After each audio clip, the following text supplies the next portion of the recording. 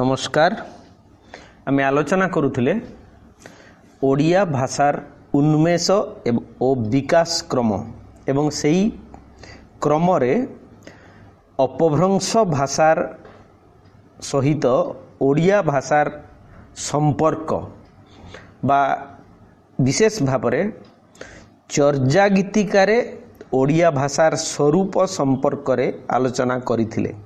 याकु मध्य कहा जाई परिबो जे चर्जा गीतिकारे ओडिया भाषार शैली बा चर्जा पदर भाषा मध्य कहा जाई परिबो एवं या पूर्व प्रसंग रे आमे चर्जा पदर सृष्टि को जगह रे को लोक मानक द्वारा एवं व्यवहार करा जाइथिबा तत्सम तद्भव और देशज शब्द संपर्क रे आलोचना करिथिले। आज आलोचना करिबा चर्जा गीतिकारे व्यवहृत होइथिबा संख्यावाचक शब्द सर्वनाम एवं जो प्रथम पुरुष द्वितीय पुरुष सहित आउ किछि व्याकरण जनित शब्द तार रचना शैली एवं तार वैशिष्ट्य संपर्क रे आज आलोचना करिबा। तेणु प्रथम रे संख्यावाचक शब्द चर्जा गीतिकारे व्यवहृत होइथिबा संख्यावाचक शब्द गुड़िक हेउछि एक एक एकु एके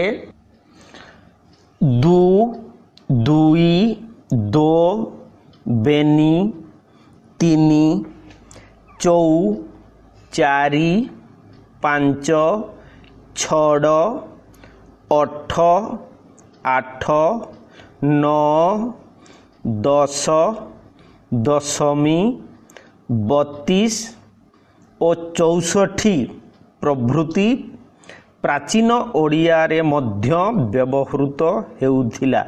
तेणु एई संख्यावाचक शब्द गुड़िक आमे अपभ्रंश भाषा रे बा चर्जा गीतिकारे मध्य देखिछे। सेही परी चर्जा गीतिकारे व्यवहृत होइथिबा सर्वनाम चर्जा गीतिका गुड़िकरे परिदृष्ट हेउथिबा अधिकांश सर्वनाम ओडिया भाषा रे प्रचलित थिला और केतेक आधुनिक ओडिया भाषा रे मध्य प्रचलित अछि। यथा प्रथम पुरुष अम्हे आम्हे आम्भे जोटा हाउ मु जोटा मोए मो मोर मोहर मोरी मेरी मोकु माने मुकु। द्वितीय पुरुष रे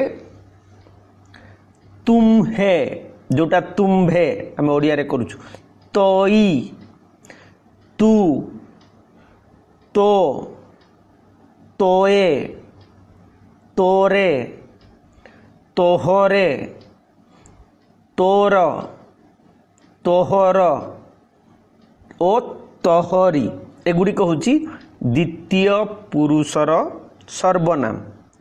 सेमिति तृतीय पुरुष रे से ताहेर जोटा ताहार संबंधवाचक शब्द रे जो अवर्ग्य जरे ओकार जाहेर जे जे जे सेही परी प्रश्नवाचक शब्द रे जा व्यवहृत होउथिला को काहेरे माने काहारे। सेही परी क्रिया विशेषणात्मक शब्द जो व्यवहृत होइछि तही एथु जथा तथा जईसा तईसा जोटा जेसा तेसा जबे माने जोटा आमे आधुनिक ओडिया रे जेबे कहूचे तेबे कोइसे किंपी कोइसन एगुड़ी कहूची क्रिया विशेषणात्मक शब्द जहाँ अपभ्रंश भाषा रे बा चर्जा गीतिकारे व्यवहृत होइछि। सेहीपरि क्रिया गठन विधि मध्य तो चर्या गीतिकार क्रियार विभिन्न काल रे व्यवहृत प्रत्यय प्राचीन ओडिया क्रियारे मध्य व्यवहृत हेउथिला यथा नित्य प्रवृत्त वर्तमान काल रे ओई ती अंति वर्तमान काल रे अ ओई असी सी ए थी इत्यादि अतीत काल रे ल इल अल एल सेपरि भविष्यत काल रे इबर इबर इब मी अमी इमी अनुज्ञा बा आदेश रे ओ अह ही हु इत्यादि सेपरि असमापिका क्रिया रे इ इय एवं असमापिका क्रियार पुनरावृत्ति रे इ हरस्वई तापरे दीर्घई जेमिति छोई छोई जोटा छुई छुई रची रची अंते अंते माने जार व्यवहार है चाहते चाहते इत्यादि। तो ये होची व्याकरणर समानता आमे देखुचे चर्या गीतिका बा अपभ्रंश भाषा रे एवं ओडिया भाषा रे। एबे वाक्य गठन एवं शैली सादृश्य बा समानता दृष्टि देखिबा जे केते अपभ्रंश भाषा सहित प्राचीन ओडिया भाषार समानता थिला।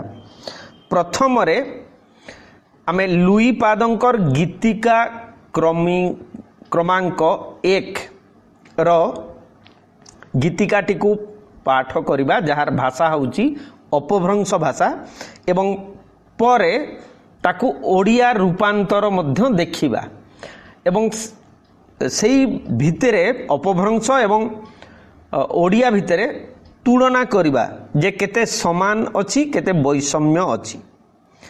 लुई पादंकर गीतिका क्रमांक अपभ्रंश भाषा रे जहा अछि ताहा होछि का आ तरुबर पंचबी डाल चंचल चिए पैठा काल दीढ़ करिय महासुख परिमाण लुई भणई गुरु पुछिय जान सौल समाहिय काही कही ओई सुख दुखते निचित मरी ओई एडी एई छांदक बांध करण कपटेर आस सुनु पाख भिड़ी लेहुरे पास भणई लुई अम्हे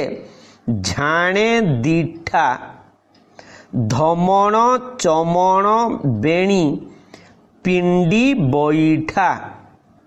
तार ओडिया रूपांतर कले एमिति हेबो काया तरुबर पांचबी डाल चंचल चित्ते पैठ काल दृढ़ करीण महासुख परिमाण लुई भणई गुरु पुछिण जान सकल समाधिरे की करिबई सुख दुखरे निश्चित मरिबई एडी एहु छांदर बंध करण कपटर आस शून्य पाख भिड़ी नियरे पास जोटा अपभ्रंश भाषा रे सुनु दंत सरे हर्षौकार दंतनरे हर्षौकार दिया है सुनु जहा ओडिया रे शून्य संस्कृत रे सेई शून्य सेई माने शून्यता को आश्रय कर भिड़ से अर्थ रे कुआ है। तो यार आम तात्विक व्याख्या एठी करू ना केवल शब्द अर्थ होची हमर पाठ। शून्य पाख भिड़ी नियरे पास भणई लुई आंभे ध्यान दृष्टा धमण चमण बेनी पिंडी बैठा।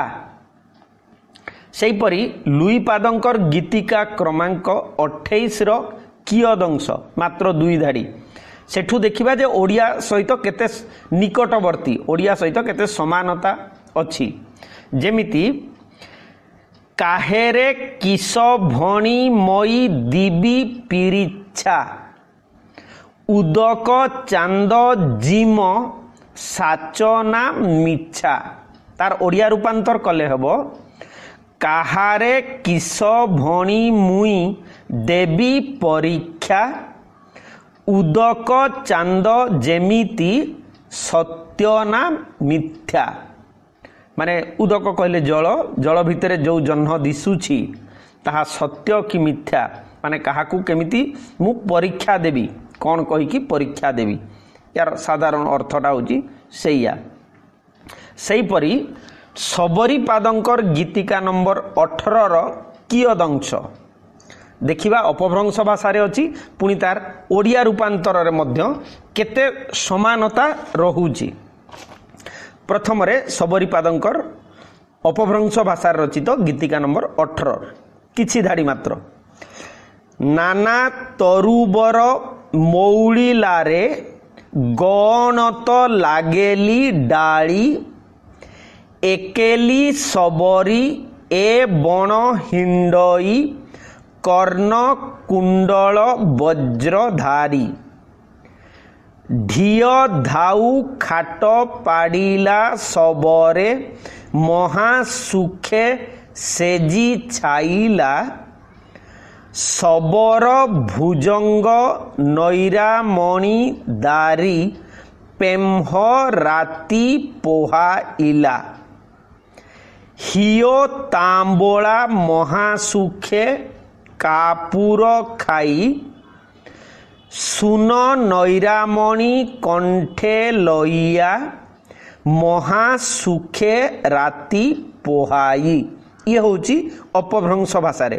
ताकू जदि ओडिया रूपांतर करा जीवो तबे तार एई रकम हबो नाना तरुबर मौलिलारे गगने तो लागिला डाली एकेली सबरी ए बण हिंडई कर्ण कुंडल वज्रधारी तिनी धातु खट पारिला सबर महासुखे सेज छाइला सबर भुजंग नैरामणि दारी प्रेम राति पुहाइला हिया तांबूल महासुखे कर्पूर खाई शून्य नैरामणि कंठे नैण महासुखे राति पुहाई। सेहीपरि कान्हू पादंकर गीतिका नंबर 10 रो कियदंश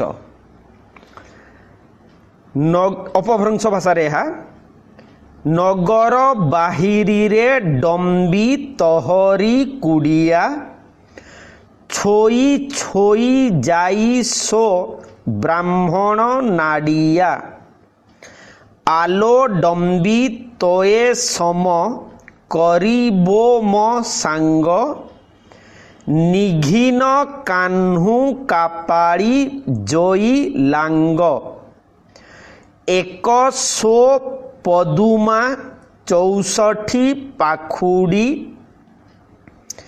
तही चढ़ी नाच डम्बी बापुड़ी हालो डम्बी तये पुछमी सद भावे आई शशी दीटा देख दंतस जासी वर्गजरे आकार दंतस आई शशी जासी डम्बी काहारी नाबे।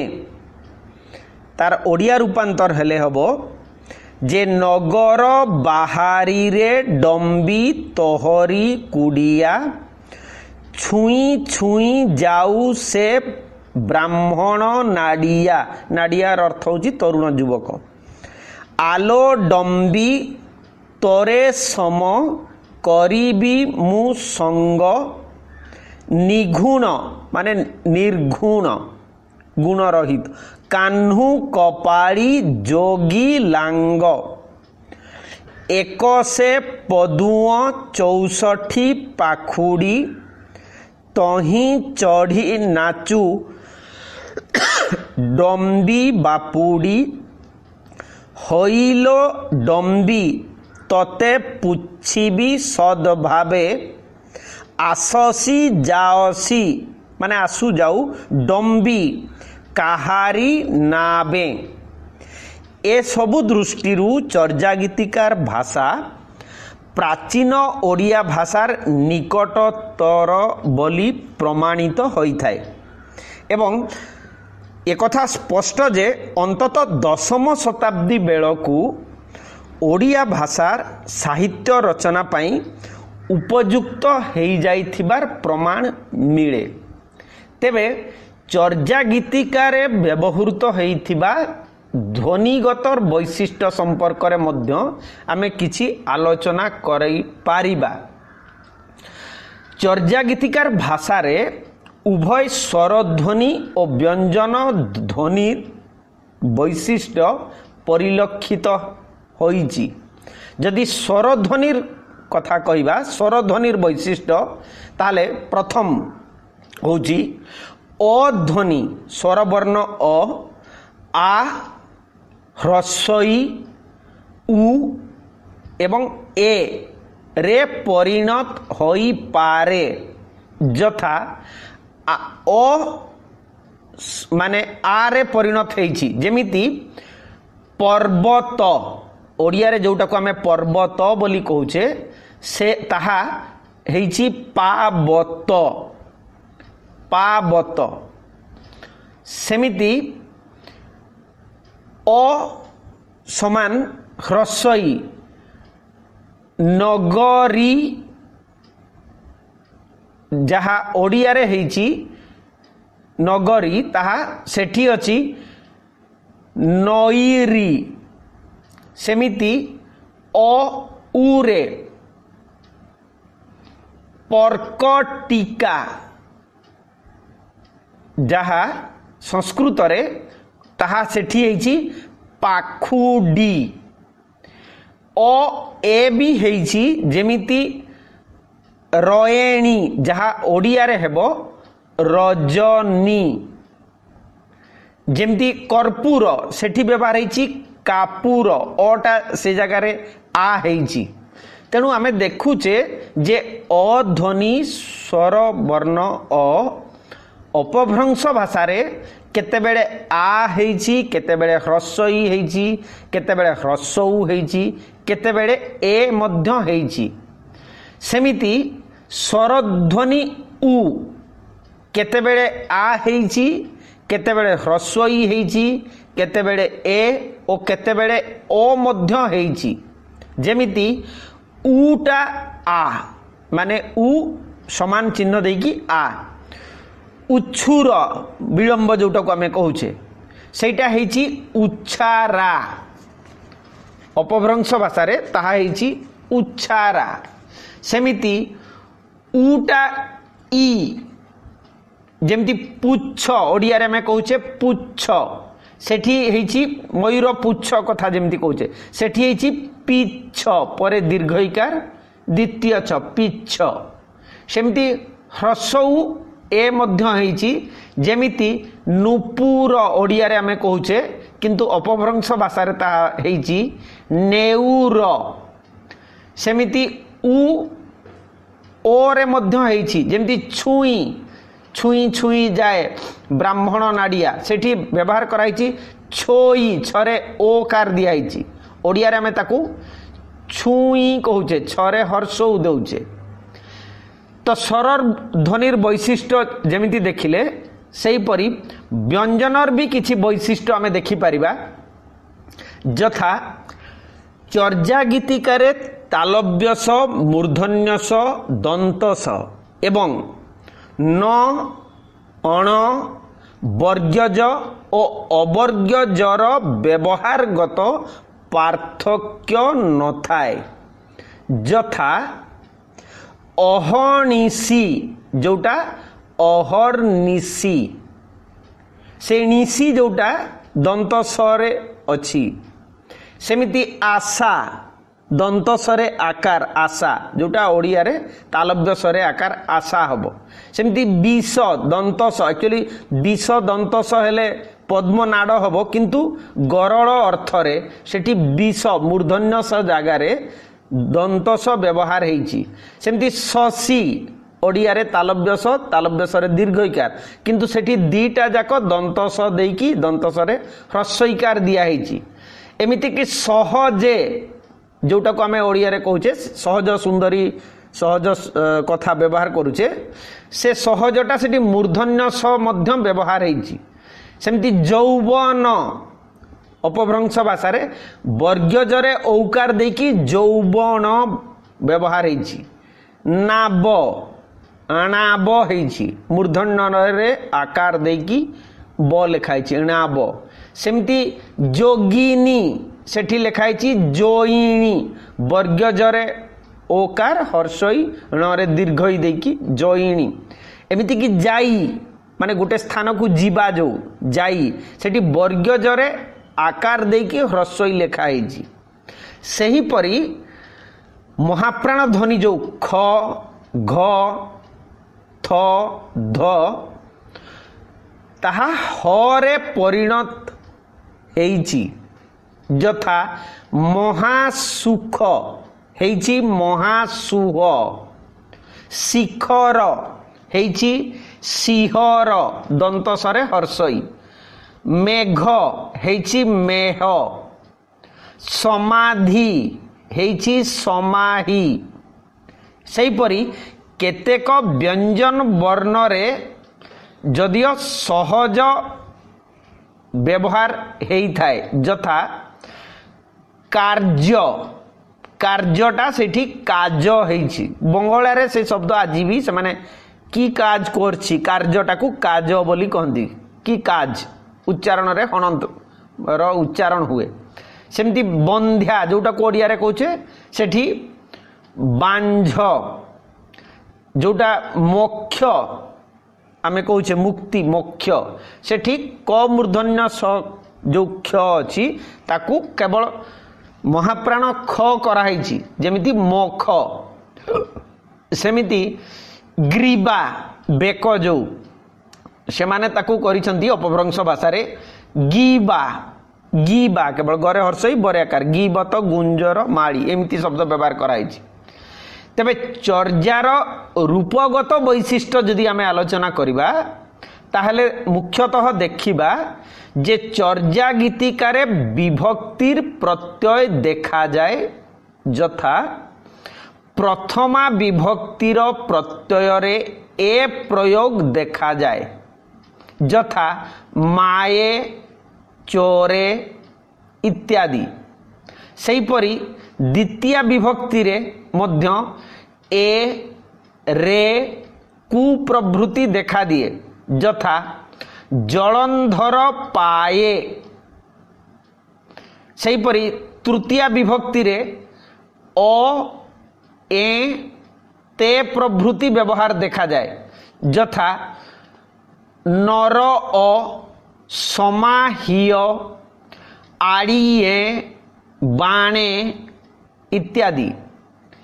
ପଞ୍ଚମୀ ବିଭକ୍ତିରେ ଏ ରୁ ହୁ ପ୍ରଭୃତି ଚିହ୍ନ ଦେଖାଯାଏ, ଯଥା କାମେ କୁଡ଼େ ଖେଳହୁ ଇତ୍ୟାଦି। ସେହିପରି ଷଷ୍ଠୀ ବିଭକ୍ତିରେ ଆମେ ଦେଖୁଛେ ର ଏର ହ ପ୍ରଭୃତି ପ୍ରତ୍ୟୟ ସେମାନେ ଯୋଗ କରିଛନ୍ତି, ଯଥା ମୂଷାର, ମୂଷା ମାନେ ଦନ୍ତସରେ, ଯୋଉଟା ମୂଷା ଆମେ ମୂର୍ଧନ୍ୟ ସ ଲେଖିବା, ମୂଷିକ ଯୋଉ ମାଉସ୍ ବା ରେଟ୍ କଥା କହିବା, ସେଇ ଜାଗାରେ ସେମାନେ ମରେ ହର୍ଷଉ ଦନ୍ତେଶରେ ଆକାର ଦେଇ। ସେମିତି ଡମ୍ବି ଏର शब्द से माने व्यवहार करिसंती सेमती अण ह इत्यादि सेहीपरि आमे देखुचे जे सप्तमी विभक्ति रे मध्य इ ए त प्रभृति चिन्ह देखा जाए यथा दिवसई घरे गिबत माने ग्रीबारे बेकरे जोटा आमे कहूचे तेणु आमे जेते बेले अपभ्रंश भाषा संपर्क रे आलोचना करूचे सेते बेले गोटिए कथा प्रमाणित होउची केवल से माने ओडिसा रे जन्म हेइथिले अधिकांश कवि सेही दृष्टिरु केवल नुहे बा धर्म मध्य सहजिया धर्मर सृष्टि ओडिसा रे हेइथिला सेही दृष्टिरु केवल नुहे चर्या गीतिकार व्यवहृत होइथिबा वाक्य गठन एवं जो तद्भव शब्द गुड़िक व्यवहार हेइची उभय रूप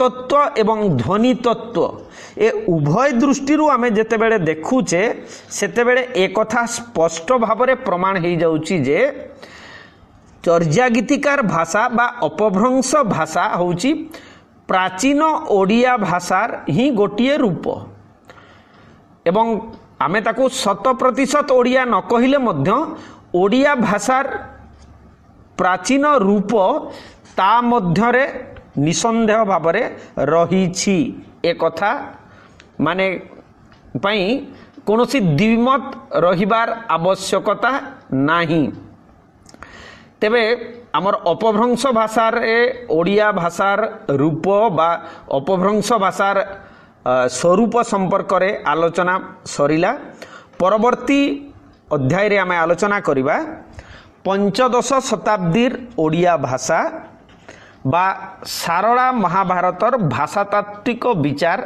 आलोचना करिबा तेणु मु समस्त को पुणी अनुरोध करी जे सेमाने समस्ते निसंदेह भाव में कमेंट रे लेखिबे। धन्यवाद।